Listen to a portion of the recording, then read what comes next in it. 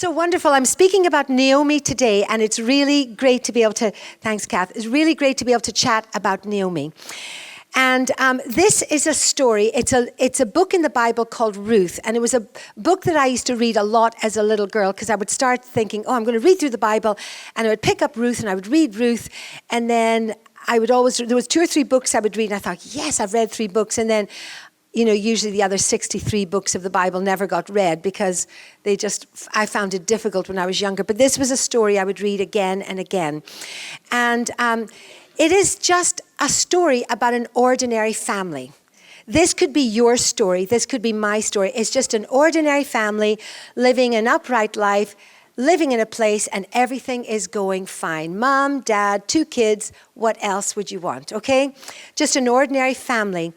But how many people know that in our ordinary worlds, unusual things can happen, circumstances can change, things can come upon us, and suddenly our perfect little world gets turned upside down. So that's what we're going to look at today. And if I was going to give it a title, the title would be, What Happens When Circumstances Challenge Our Faith? Will our faith stand in circumstances, when circumstances come? So this is a book. The book starts with a famine, and the book ends with a feast, a wedding feast. The book begins with a funeral, and it ends with a wedding. So it's like all the things in life, your seasons, your famines, your feasts, your weddings, your funerals. These are just part of what happens in life, and births, deaths, and marriages, and this is what this book is about. And it's just about a little godly family living their ordinary life, doing their ordinary things. And Charles Dickens wrote, when he wrote his book, A Tale of Two Cities, he opens it up by saying, it was the best of times and the worst of times. And actually, this could be said of this little story here. It was the best of times. They were living in the promised land. What could be better? And then a famine comes, and it was the worst of times. And this is where we find them. So we have a lady called Naomi, and she is married to a man called Elimelech. And they have 2 sons. Naomi's name means pleasant one.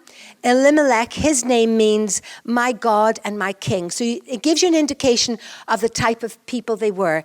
Easy-ozy people. God was important. He was their world, and they were God-fearing people. Then they have these 2 sons. Now, I have no idea why you would call one son Malon, which means sickness, and the other one called Kilon, which means weakness. I mean, can you imagine? Sickness, weakness, dinner time. It just doesn't ring very well, doesn't it, Bringing sickness in for his food. Anyways, that's what she called them. I wonder if maybe they were maybe sickly babies. I don't know why you would give your children those names, but that's the meaning of those names.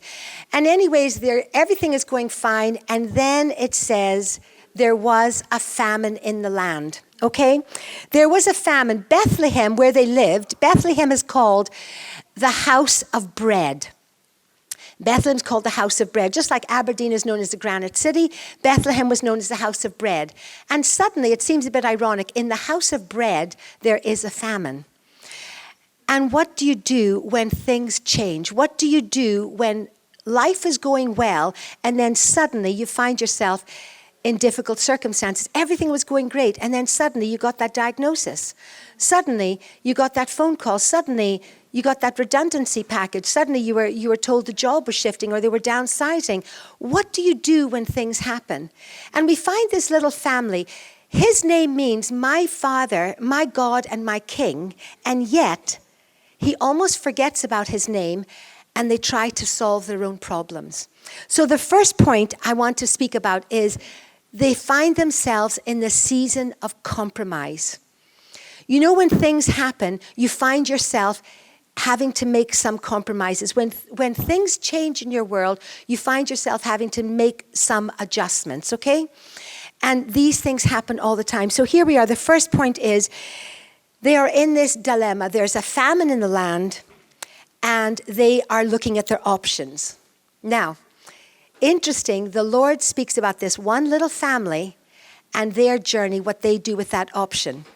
they have lots of options in front of them. They can stay or they can go. They can listen, they can obey. And it's the same with all of us. When things happen, what do we do? And so they decide, Elimelech decides, because it is a man's world in those days, and he made the decision, we are going to go and fix the problem. We're going to go down 90 miles. We're going to move to Moab. And I hear there's food there. We're going to move our family to Moab. And he takes his family away from the house of bread to this place called Moab. The interesting thing is God the God of the famine, and is he God of the plenty? Is he the God of the mountaintop, and is he God of the valley? There's a really wonderful song. I was listening to it last night. I'm going to date myself, but it's by the Gaithers. You must listen to it. And it's like, oh, the God of the valley is still the God of the mountain, still the God of the valley. You know, I have it on my phone. In fact, is my phone there? And I'll just read it I read the words, and the words are just so appropriate. Oh, you might have to hunt for that phone. Just do that. Anyways, there's that song, and it's like, you know, he's the God. It's okay, I'll read it. You can Google it. He's the God of the day, and he's the God of the night. He's the God of in lack, and he's also the God of plenty. And yet this family decide, I don't trust him. In this circumstance, I'm going to take decisions into my hand. Naomi, we're moving. I don't think she had a say. She has these little two boys, and they're like, okay, we're going to go. So she trusts it. So 3 things in this point. There is a problem, there is a decision, and the next thing is there is a consequence. And that's what we do with all of the things that happen. When circumstances come, there's a problem, okay? There is a decision to make, and there's a consequence of how you make that decision. And so this is how they find themselves. So I won't read it all, but I'll just tell you the story. They decide they're going to move and they're going to live in another place. So that's the problem. And the very first verse, it says, they were enticed by the well-watered plains of Moab. How many know that the grass always looks greener in someone else's garden? But as someone once said, it still needs to be mowed. It always looks wonderful, but when you get there, you have to mow it, you have all the upkeep. So they move and they go, yep, we're going to go. 90 miles is a long, long journey. It's not an hour and a half in the car. This would have been a big journey. They said goodbye to everyone. We will be back when the famine is over. Okay? So they leave. I don't think they had any intentions of settling. But it says that they moved there. They all went to the country of Moab and they settled there. Those words have come up in the Bible before. When people move somewhere and they settle. And you know, when you settle somewhere, you get comfortable. And even if it's not perfect for you, you just make the best of a bad decision and you just decide to settle. And so I don't think they had planned to stay there forever, but that was a decision they made. And then the problem was there's a famine. The decision is we're going to move. And then they start finding out what really happens. You know, they get there. Elimelech, the husband, after a few years, he dies. Naomi is left absolutely distraught. The 2 boys have grown up now. They're obviously not that sick and not that weak, but they're handsome young men. They have married Moabite women. Oh, hello. What did the Bible say about intermarrying? What did the Bible say about compromise? But they're nice girls. You can imagine the decisions they made. Well, there's nowhere else to go. We'll just stay and we'll just do that. And they marry these girls. And so they marry these girls and they find themselves. You know, Moab was a place. The interesting thing about Moab is just before Moses dies, there's a little fact I found out. Just before Moses dies, God says, Moses, I'm not going to let you go into the promised land, but I'll let you see into the promised land. And he takes Moses up a mountain, and the mountain is in Moab. And he's standing in Moab, and he's looking out over the promised land, and he's saying, now over there, that's the promised land. And that's where Moses dies. And that's where Lot's descendants also settled in Moab. So Moab was a place where actually they were always fighting with the Israelites. And so they have found themselves in a place where There are no Christians. There are no synagogues to take the children to. There are no relatives. They're just this little family. And she finds herself as a widow, which was awful in those days, but she has sons. And you know what? In those days, your sons got wives and they provided for you. So these girls are married and everything is going good. She's a widow, but she has these two wonderful girls. The sons took Moabite wives. The names of the first was Oprah. The next was Orpha. Sorry, not Oprah. I knew I was going to say that. The first one was Orpha, and the next one was Ruth. They lived in Moab for the next 10 years. But then the two brothers, Mahlon and Chilion, died. Now the three women are now left with no young men and no husband. So remember I said there was a problem, the decision made, and this is the consequences they're living out. They have moved their family to an ungodly place. The only thing there are around them is idols. Naomi has no extended family to speak into the children's lives, no godly influence, no fellowship. She couldn't come to a sisterhood. She couldn't come and have a Bible study. She was on her own, her and her husband. Then the girls are married unsaved men. They are married, it's called unequal yoke. They've married some Moabite men. That's directly in Deuteronomy 7, verses 2 to 4. There is the warning about not to intermarry. Not because there's anything wrong with those people, but they will take you down that track. You know, you don't mean to do things, but that's something what happens. And the sad thing is, you know, there's no accountability to the church. There's no accountability. Are you tithing? Are you doing anything? Because there's no one else to keep tabs on you. There's no security because her children have gone. Her husband is gone. Her sons have gone. And now these three women, and they have no means of income. And this is where they find themselves. And I just want to ask these questions. Wasn't the God they served able to keep them in the famine time? We didn't see the whole people leaving Bethlehem, but the one family left Bethlehem. Did Elimelech walk out of God's will? I don't know. But I do know when we walk away from God, he doesn't just say, right, that's it, end of story, you are doomed. He always makes a way back. And you know something?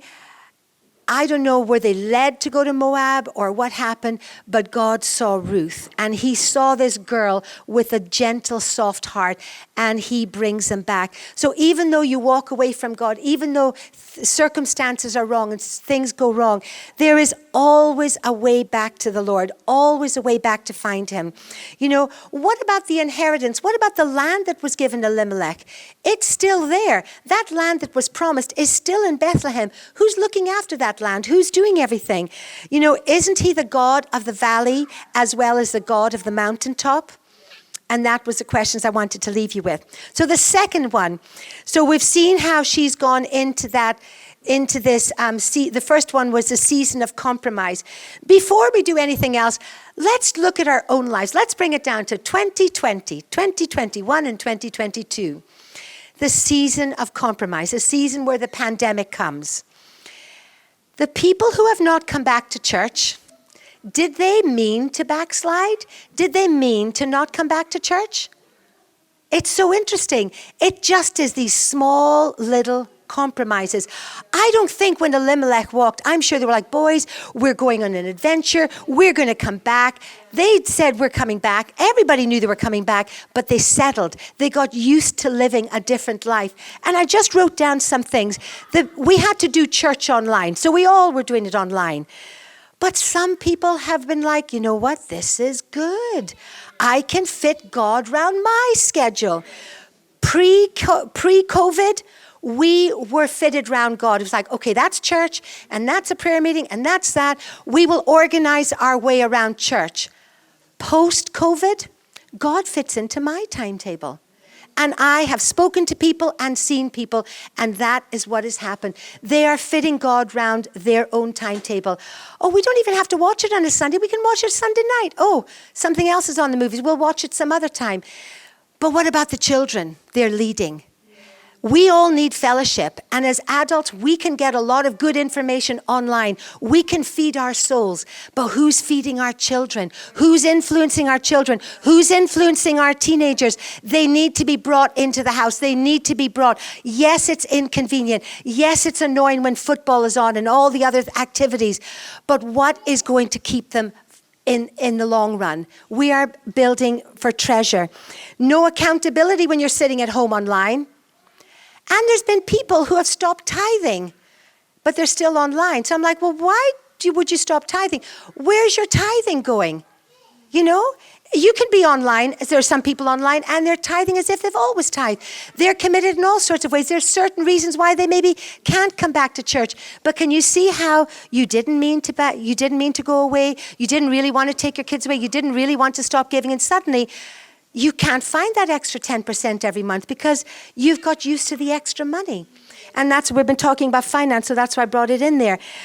You know, what does Jesus say? It's more blessed to give than receive. So if you're sitting at home watching online, you're not actually giving of yourself. We're crying out for people to join teams again because people have stopped getting involved again.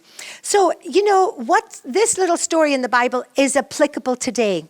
You don't mean to do this. You don't know that these things are happening, but suddenly you find yourself in a desert place. The kids don't know their friends at church anymore. They actually don't want to go anymore. 2 or 3 years have passed. It's awkward. What'll I say when I go back to church?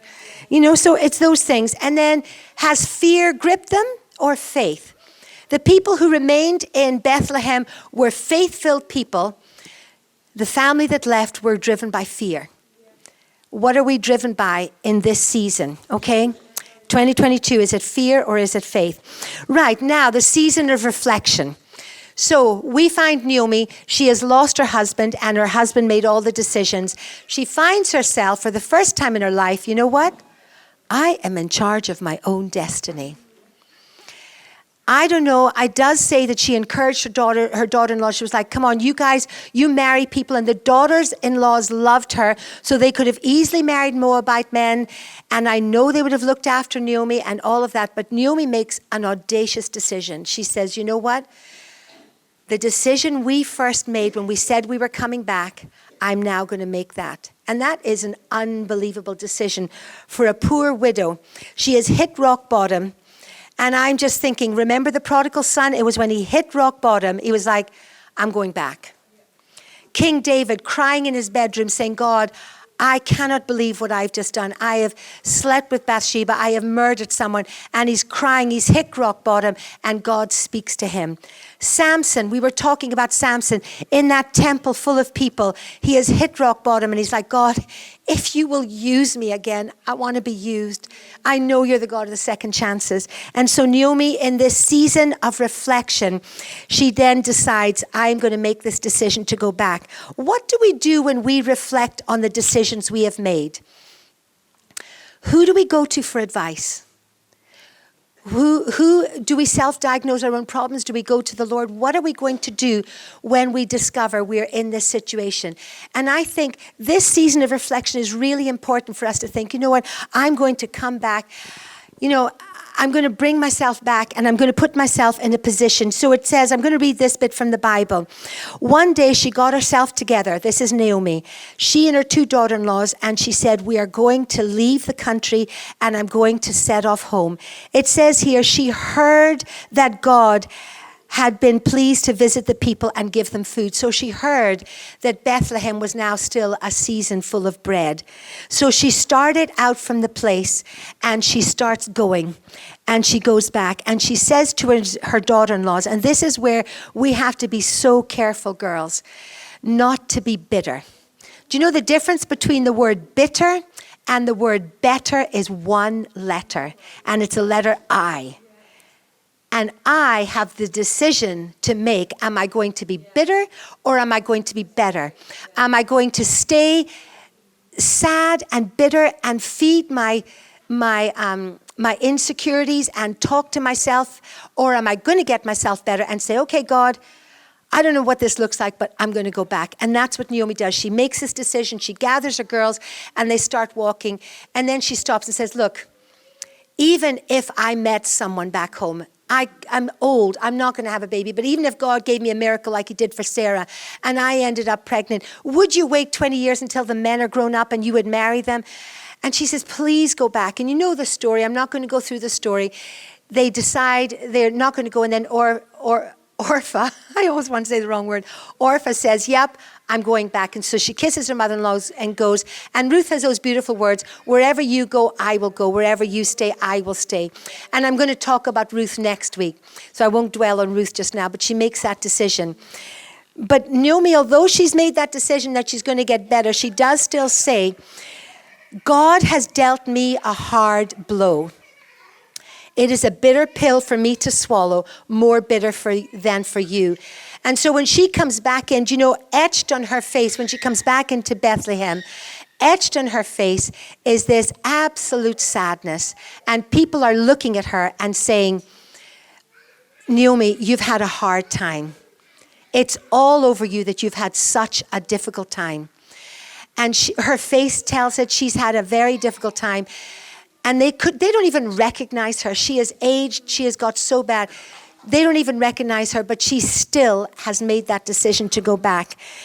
And she goes back. She knows that God, she remembers her Bible. It says in Leviticus 19, verses 9 to 10, now when you reap the harvest, leave some of the harvest for the poor people and the widows. So she's thinking to herself, I'm going to go back to Bethlehem. And if the worst comes to the worst, Ruth, you and I could go to those fields and we could glean some stuff. It is the harvest time. There will be some food. God will provide for us because I remember the Bible, and the Bible says there will be something for us. There will be some provision. There is nothing else, but we're just going to put ourselves in the hand of God.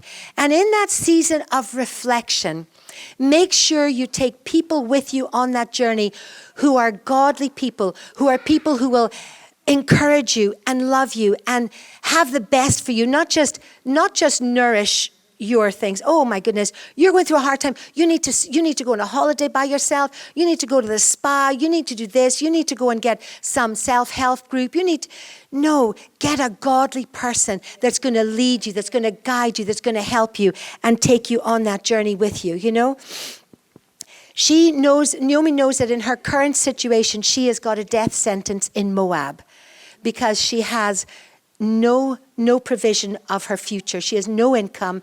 The girls have no income. She's living in this land, and she decides, on reflection, I am going back. She couldn't talk to anybody about it, but I believe the Holy Spirit never left her. He stirs her and says, come on, girl. You can make the decision. You can take your destiny. Don't blame everything else. Don't blame your past. Yes, your past has caused so much problems. Yes, it's caused so much sin. But you know something? I'm drawing a line on your past. You take charge of your destiny. You walk into your future. I will lead you. I will guide you. I will bring people alongside you to help you. And that's what she does. So the third season that she finds herself in is a season of walking out and trusting again. That's a difficult season to do, especially if you've been hurt, especially if you found it really difficult. How do you trust again?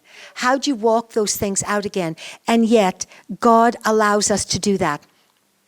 So she's gone from a season of compromise to a season of reflection, and now this is her season of walking out again. It's worth noting that Ruth followed her mother-in-law. One of the things Ruth says is, your God will be my God. And I just want to say something on Naomi's defense. I believe Naomi lived a good life. She lived a godly life. I know she went to Moab, but in those days, men made all those decisions. But I believe that Naomi had made this decision, that I believe that she prayed all the time. I believe she would tell her children stories. There was something about Naomi that it wasn't, I love my mother-in-law. It wasn't, I think she's cool and trendy and I want to follow her.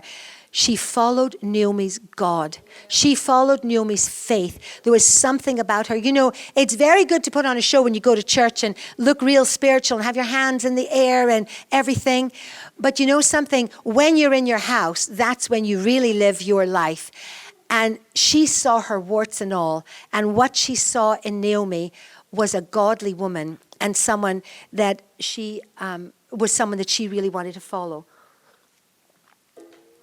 And so Naomi has come with Ruth, and they just come. There are no happenings. It says, and it happened to be the harvest time.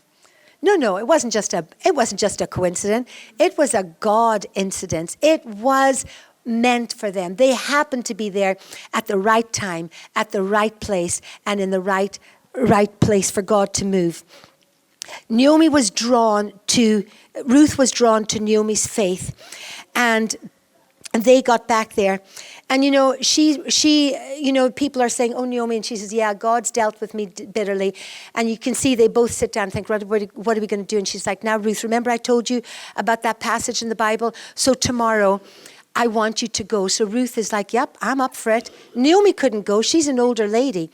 So Ruth goes to the field, and she gleans, and she gleans, and she gleans. And I'll unpack that story next week. But when she comes back, it just so happened to be that it was a field of somebody that was their relative. And it is the most incredible story. And I will unpack that story next week. But, I just think all of us, when we have problems, when we unpack our problems, there are consequences of how we unpack our problems. But God is faithful, and God watches over us. And He has led her and leads her, and He brings her into a place where she has nothing. But, the story is just quite incredible. The story goes on that Naomi then, Ruth marries Boaz, and they have children.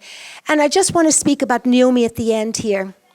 Naomi's decision to move back allowed Boaz to finally meet an amazing woman. All his days, Boaz had never met anyone. That was very unusual. A very wealthy man. So her decision to move back impacted Boaz and impacted Ruth. But it also impacted, the grandson ended up being King David, and then the line of Jesus. The decision she made had amazing consequences. You can make decisions that have bad consequences, but you can make decisions that have wonderful spiritual consequences. A few years ago, I was at a funeral of one of Ian's aunties, and I was sitting at this funeral, and it was just really, really sad. This was a person who had married into Ian's family, and Ian's uncle had been a backslider, and I think they got pregnant or something. They got married, but they shunned church. They moved to Aberdeen. They wanted nothing to do with church. And they had every opportunity, and they had children. And I can remember we used to go to visit them when we were newly married, and we would always try to bring the subject round to Jesus so that we could talk about Jesus to this aunt and uncle. But there was just such a hardness, such a bitterness. And years later, Ian wasn't able to go, but I went to the funeral, and I sat there. And it was a very small funeral. It was before COVID, so there could have been more people. But of her 3 children, only 1 child was there. And the bitterness that she had was passed on to her children. And one child fell out with the other child. There was constant aggro, constant fighting. And I just sat there and I thought, such an emptiness. The consequences of bitterness is just so awful. And I began to think of my grandma. And, around the same age, my grandma wasn't a Christian, but she heard about Jesus. And when she had her little 3 children, she also then made the audacious decision to find Jesus. And then she trailed her 3 children to church, and she was determined they were going to find Jesus. And I remember sitting at my grandma's funeral, same age as Isabel, and there was her 6 grandchildren, all loving Jesus, involved in church, involved in all sorts of things. And her great-grandchildren were there. And I just thought the difference between these 2 women, one was so bitter and one chose to get better and find Jesus. And we have the choices in our own hand. We have the choices in our own hand. If they come, it's okay. So in summary, I just want to finish this off. God always has a plan for us. He is not just a God of the second chances, the third chances, but He's the God of the millionth chances. Trust Him. Trust Him. Naomi had been a compromiser and was complacent, but now she was a woman of conviction. Naomi had no hope, but yet in verse 4:15, it says, Obed, your grandson, he will be a restorer of life. She got an opportunity. I find this emotional almost. She had raised 2 sons and she lived with regret. Oh God, they married the wrong girls. Oh God, they did. I don't know if they were backslidden when they died. I don't know. But because she made that decision to come back, it says that Obed was given to Naomi and she raised him. She got a second chance to be a mum again. She got a second chance to retell those stories. It was Grandma Naomi that helped. You know, Ruth didn't know the stories. It was Naomi that passed on the legacy. She had an opportunity to hand on. And I was talking to someone just before I came up here, and I'm sure she won't mind me sharing, but I saw her on Sunday and she brought her grandson. And she said, you know, his parents aren't going on with Jesus, but he has had this journey and he wanted to come to King's. So he came, and she said he loved church. He's been coming a couple of times. And I said, do you know why he's coming? I says, because he's got a praying grandma and she's praying him in. And I says, and when he gets saved, when he comes back to Jesus and when he finds Jesus and when he gets baptized, who's going to be coming to his baptismal services? The prodigals are coming. Come on. If you're a grandma in here, if you're a great grandma in here, your prayers are so important. Naomi got a second chance to pass on that baton again. And boy, she did a good job, because Obed became the father of Jesse. And Jesse became the father of King David. And King David, he was a man after God's own heart. God loved him. He was a godly man. And you know what? It says in verse 15, Obed will nourish you in your old age. She thought she was forgotten. She thought no one's going to look after me, but Obed was going to nourish her. Think of the word nourish. You know, he sustains you. He fills you up. He builds you up. All of this was her portion because she made that decision to come back. Who are we influencing, girls? Who are the Naomis? Who are the Ruths in your life that you could come alongside? Who are the Moabite girls that you could come alongside and speak to? Who could you bring to Sisterhood? Who could you bring on this Alpha journey after Easter that we're going to go on? You know, you can pray for them. You can take the meals. You can do all sorts of things. They will be drawn to the God that's within you, not what you say. They'll see that God in you and they'll be drawn to that. This is the essence of sisterhood. It's when we come alongside people, we encourage them, we nourish them, we love them, we bring them on the journey with us, we tell them they're doing brilliant, and we get better ourselves. We put bitterness aside and we get better. And so I'll come back to that story next week. But you know, when I look of Ruth's story, but when I look back at the people who influenced me in my life, I was influenced by not mums. They never had their own children. I mentioned 3 people in my notes here. You know, Anne Emile, my first Sunday school teacher. They never had children. They came out to Afghanistan as a retired couple to just be a Sunday school teacher. But she influenced me. I remember the song she sung. And I know I'm surrounded by a cloud of witnesses. I believe she's part of the cloud that's here going, wow, that little naughty girl who was so disruptive in Sunday school finally got herself together, you know. And I think of girls, you know, Debbie, Ruth, and Eunice, you know, they influenced me in boarding school. They never had children of their own, but they served as house mothers in the boarding school I went to. And they loved on me when I was going to be excluded from boarding school because I was caught smoking, you know. They loved on me. It was such a terrible sin of a Christian boarding school. And I was also caught dancing, because dancing was really from, and listening to the wrong music, it was from the pit, you know. So these were the people who loved on me throughout everything. Who are we going to love unconditionally in our world? Okay? So I'll hand back to Kath just now, and we'll talk about Ruth next week.